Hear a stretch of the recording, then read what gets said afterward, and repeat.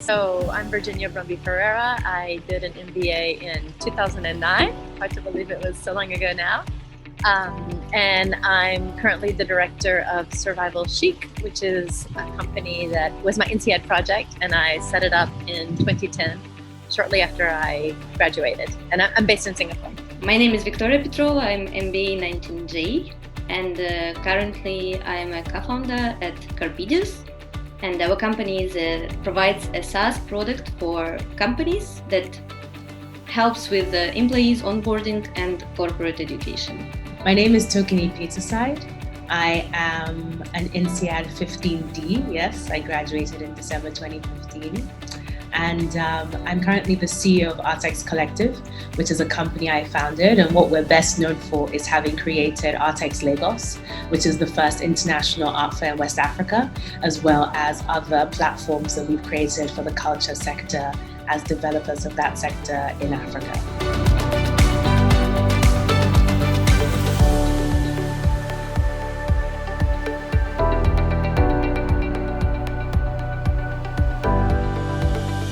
I came into the MBA with the idea of potentially setting up my own business or going into entrepreneurship, but I wasn't sure exactly what form that would take. So I actually, thought that the MBA would give me perhaps some of the skills that I was missing to set up a company, and I ended up using, especially the entrepreneurship courses, to get a head start on actually setting up the company. I decided to get an MBA even though I had been running my consultancy for a number of years, because I found that even though I was a specialist in marketing and brand management, my work was starting to require me to delve into general management. So I remember even in my interview with one of my INSEAD interviewers speaking to the fact that I wanted to learn more about finance and accounting and organizational development and strategy and operations, just wanting to have a better 360 holistic view of what it takes to do business, not just at a local level, but also at a global level. And that was really what I came to INSEAD for.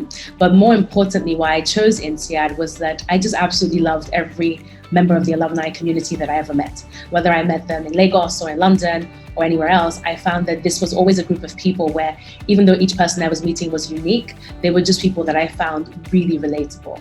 And there were a couple of INSEAD alumni in my home city, Lagos, that sort of adopted me as their friend. And I just really enjoyed spending time with them and realized that this was a school that paid a lot of attention to the types of individuals and the types of minds that come into the classroom and the diversity of perspectives that come into the classroom. And I wanted to be part of that. My time at INSEAD was such a whirlwind, and it did prepare me in many ways for my career and for this entrepreneurship route that I've taken. I think back to many things, the kinds of conversation we had in class, the diversity within the classroom, but I also think about some specific subjects that I took that I found really, really transformational. One of those courses, for example, is New Business Ventures by Henning Perzunga. That was actually the course in which I, for lack of a better term, incubated the idea that would then become Artex Lagos, and worked with classmates to pull it together, and was really, really privileged to have, my incredible classmates jump into this project with me and research and develop this business idea that I had, and which has subsequently transformed into what I now do.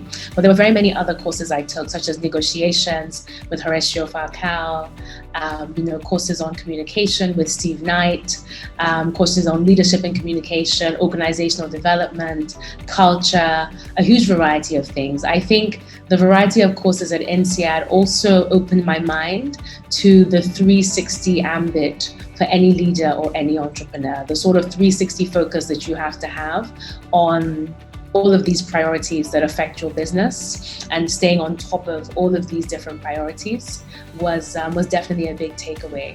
So first of all, I think INSEAD provided me a more strategic view on what I'm doing and what I'm going to do, and how to evaluate the market overall, and how to evaluate the opportunity on this market.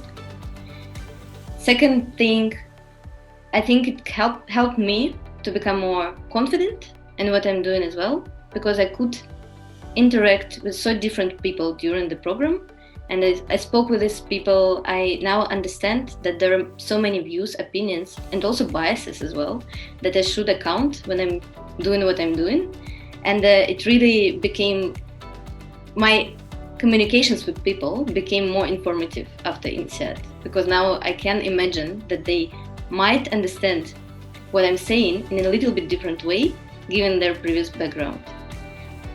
And the third thing, probably networking. So there is a huge family of INSEAD alumni, and it helps a lot because people are really willing to provide feedback. They're willing to connect you with other people who might help.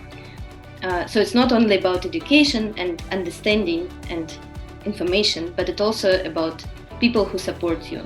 The entrepreneurship department is known to be quite strong at INSEAD, which is one of the reasons that I chose it.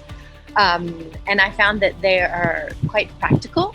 So of course you have theory, but there are also a lot of case studies and practice cases. And you have the first 100 days when you actually simulate what it would be like to buy a company and run it, including midnight phone calls about irate employees. And so it's a very hands-on experience. And I think it's meant to give you not only a taste of how to run your finances, but also psychologically what it's like to suddenly be in charge of a company.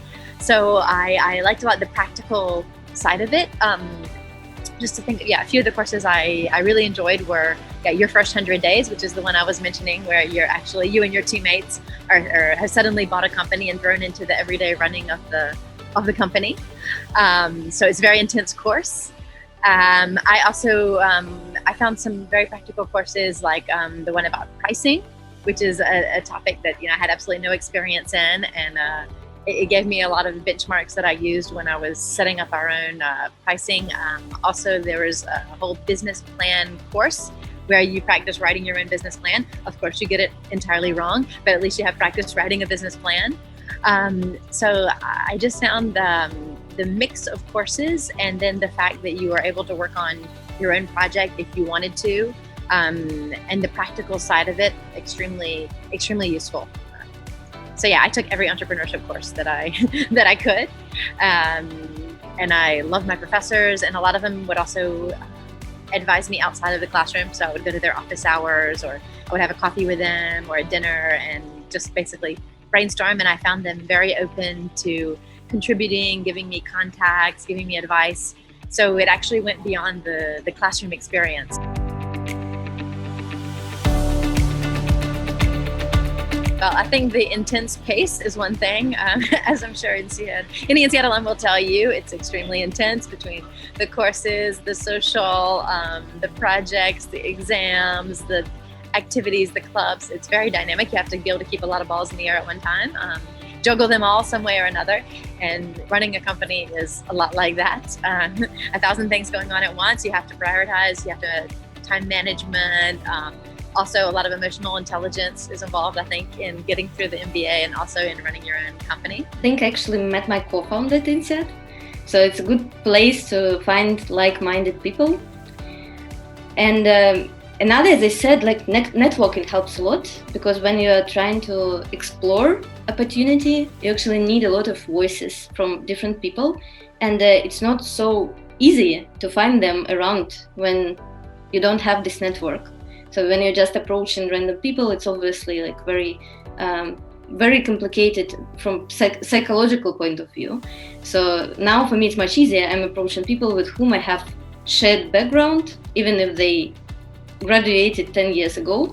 Still, it's kind of shared background, and people are much more willing to help and to share what they really think about your product, about your idea, and how they would approach the problem that you have.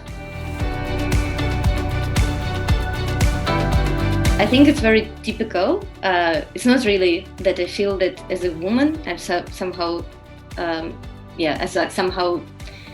experienced something different from others, but also I have a male co-founder, so it's hard to say because usually we attend meetings together.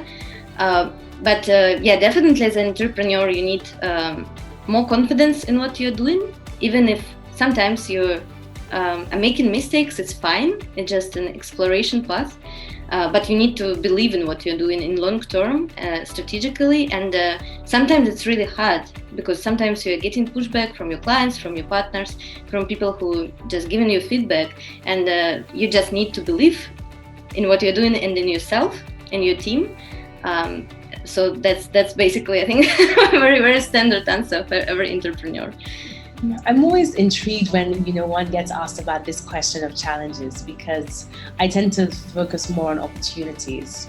The first thing is that the fair that I created, on which my company now executes, is the first of its kind in West Africa. Nothing like this has been done before or had been done until we came along. That means that you're breaking new ground. So convincing clients and stakeholders and backers to support you when there is no blueprint, not just in your country, but in your region, for what it is that you wish to do, means that you have to surmount some pretty strong obstacles and any misconceptions to get to your final destination. And I think we've been able to surmount a lot of those over the past 5 years, which is how our platform has now become one of the leading art platforms for African art globally.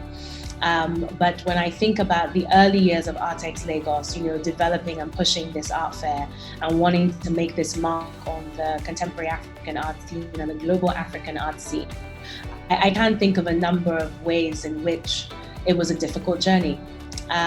But instead, I chose to focus on the opportunity at hand. The fact that we were doing something that hadn't been done before in the country or in the region. We were also helping to position and place African art and Lagos as an art destination on the global map.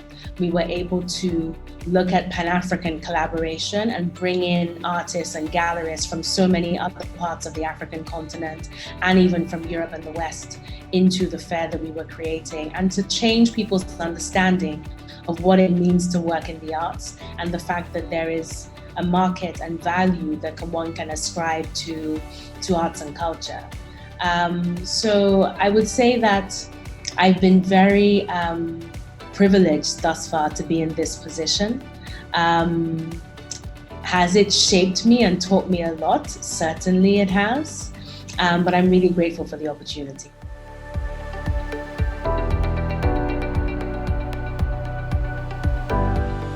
So I would say, one, just do it. It's always scary to launch your own business, but nothing in life is easy. And I think actually now there are a lot of opportunities out there with the world in a state of turmoil. Actually, it creates a lot of opportunities. I have never regretted it, never looked back. Worst case scenario, your business doesn't work. You try something else, you get a job, you start another business. So I would say go for it. You will be shocked at the amount of support you will receive from the INSEAD community and beyond, but especially the INSEAD community. They were my first clients, my first advisors, my first partners. Everything came from my INSEAD connections, because in my case, I set up a business in an industry I did not come from, in a place I did not come from, and I was not an entrepreneur prior to INSEAD. So it was literally starting from scratch. And I'm not to say I couldn't have done it without the INSEAD network, but it would have been vastly more difficult. I'm not sure if I would have been able to do it. So call on the resources. People are extremely willing to help. I think it's a great time to set up a business. As a woman, we need more female leadership. We need more female entrepreneurs. And the INSEAD alumni community will be extremely receptive and helpful. That's been my experience. I would say if you are thinking about entrepreneurship and you're also considering MBA and you're just thinking if you need it or not, because I heard some advice like you can just start doing your business and you can waste money on your first business, then on the second one, but then on the third one you will get it. So that's kind of a path, but there is another path. When you can go to an MBA, you can meet people who can be your support network. You can find some people who can actually give you much more insight in about what you're doing.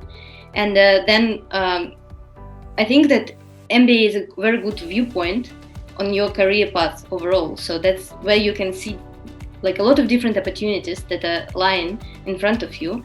And what you need to understand is if you really want to pursue this particular path, because when you're like trying it, you always have in mind probably this doubt that maybe you could do like much safer and easier life somewhere else in corporate career. But if you already saw all these opportunities and you have this choice point in your life, it's much easier actually to validate it for yourself that you're doing the right thing. So my first piece of advice to women entrepreneurs looking to do an MBA is, for starters, to do a lot of research, not just into the core courses or the elective courses that are offered by the school of choice, but to think very much about whether that school offers additional resources that are supportive to the entrepreneurial ecosystem. For example, INSEAD has the Entrepreneurs in Residence program, and on both the Singapore and Fontainebleau campuses, I had meetings with quite a number of interesting alumni and also other entrepreneurs in residence who came onto campus, and some of those conversations were very, very useful to me. I was lucky enough to receive a partial scholarship to INSEAD, which the fantastic thing now is that the school is giving more and more scholarships. And so I felt from the beginning that I wanted to give back. So I started volunteering already during my student days with the fundraising, and I'm on the alumni committee in Singapore for many years. I'm the president of the INSEAD Alumni Fund here, so I work on fundraising on a pretty much constant basis. I'm also part of the Community Impact Challenge, which is an initiative that was set up initially in conjunction with INSEAD related to sustainability initiatives. And so when I was invited to become an entrepreneur in residence, I thought that would be an extremely relevant way for me to give back to a community that has given so much to me. I was in these men's and women's shoes 10 years ago, and I needed a lot of advice and mentoring and guidance, and I was always given it with no strings attached. So to me, it looks like an excellent way to give back. Basically, current students can sign up for time with me or any of the other entrepreneurs in residence. We have a session, we discuss their business idea or their business plan if it's at that stage. We give advice, mentorship, contacts, encouragement. So it's, I think, very fulfilling for us as entrepreneurs in residence, hopefully helpful for the participants. And it also allows us to see what's going on with the current entrepreneurship atmosphere, and hopefully is a strong added resource for these current students who are looking to set up their own businesses, and kind of gives them a taste of the kind of support that will be out there for them at every stage of their entrepreneurship journey.